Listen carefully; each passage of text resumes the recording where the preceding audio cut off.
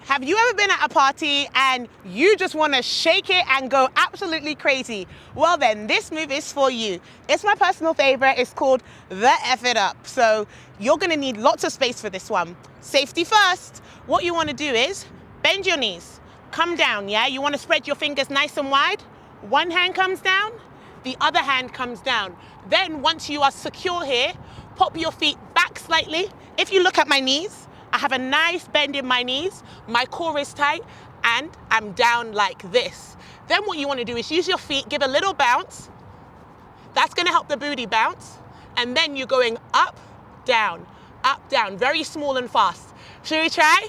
5, 6, 7, 8, and bounce. Bounce it, bounce it. Keep going, get lower. Hey, that's it. Keep that bounce, bounce, bounce. You can go in and out, in and out. In one hand, let's go.